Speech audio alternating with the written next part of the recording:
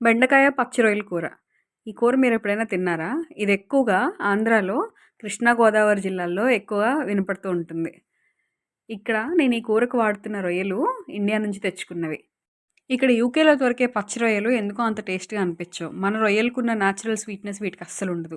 ఆ టెక్స్చర్ కూడా ఏంటో రబ్బర్‌లా అనిపిస్తది. అందుకే ఎప్పుడు ఇండియా ఎళ్ళినా పచ్చి రొయ్యలు తెచ్చుకుంటాను.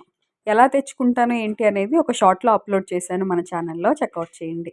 ఈ కూర కోసం ముందు బెండకాయలు షాలో ఫ్రై చేసుకొని పక్కన పెట్టుకోండి. కూరకు కావాల్సిన ఆనియన్, పచ్చిమిర్చి ఫ్రై అయిన తర్వాత అల్లం వెల్లుల్లిపాయ పేస్ట్ వేసి అది కూడా ఫ్రై అయిన తర్వాత పచ్చి రొయ్యలు వేసేసుకోవాలి. నేను ఇండియా నుంచి తెచ్చుకున్న పచ్చి రొయ్యలు ఆల్రెడీ అవి ఉడకపెట్టి కొంచెం ఆయిల్‌లో ఉప్పు, పసుపు వేసి కొంచెం కారం వేసి ఫ్రై చేసినవి. ఫ్రై చేయడం అంటే బాగా గట్టిగా అయిపోయే వరకు కాదు. రొయ్యల్లో నుంచి వాటర్ అంతా వచ్చి ఇనికిపోయేంత వరకు ఫ్రై చేస్తే ఎక్కువ నిలవ ఉంటాయి. సో, అలా ఫ్రై చేసిన రొయ్యలు ఇవి. ఎక్కువసేపు మగ్గాల్సిన అవసరం లేదు. ఒక 2, 3 నిమిషాలు ఇవి ఫ్రై అయిన తర్వాత నేనిప్పుడు టొమాటో వేసుకుంటాను ఈ కూరలోకి. అందుకే టొమాటో వేసేస్తున్నాను. అదే మీరు పచ్చి రొయ్యలు వాడుతున్నట్లయితే పచ్చి రొయ్యలను వేసేసుకొని అవి కొంచెం మగ్గిన తర్వాత అప్పుడు టొమాటో వేసుకోండి. ఈ టొమాటో కూడా మగ్గడానికి కొంచెం ఉప్పు వేసేసి మూత పెట్టేసుకుంటున్నాను.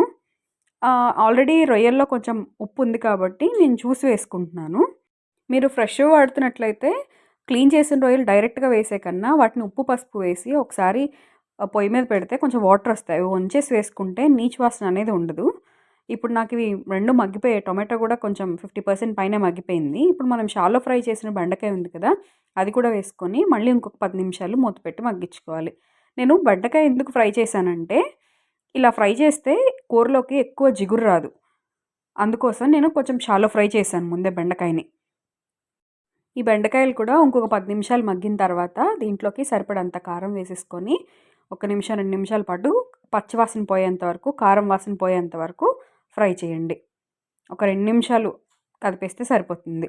దాంట్లోకి చింతపండు ముందే నానబెట్టి ఉంచుకోవాలి. దీంట్లోకి కొంచెం చింతపండు పులుసు పోసుకోవాలి. మరీ పుల్లగా అవసరం లేదు ఈ కూరలోకి. లైట్‌గా పులుపు పోసుకుంటే కూర టేస్ట్ బాగుంటుంది.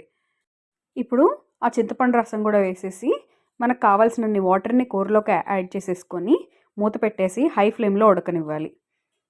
ఇది ఉడికేటప్పుడు మధ్యలో ఒక్కసారి ఉప్పు, పులుపు, కారం అన్నీ సరిపోయా లేదా అనేది చూసుకొని అడ్జస్ట్ చేసుకొని కూర మనకు కావాల్సిన కన్సిస్టెన్సీ వచ్చిన తర్వాత ఇంకా స్టవ్ ఆఫ్ చేసేసుకోవడమే.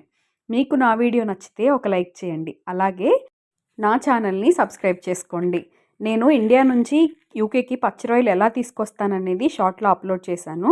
కింద లింక్ ఇస్తాను చూడండి. See you in the next video. Bye bye.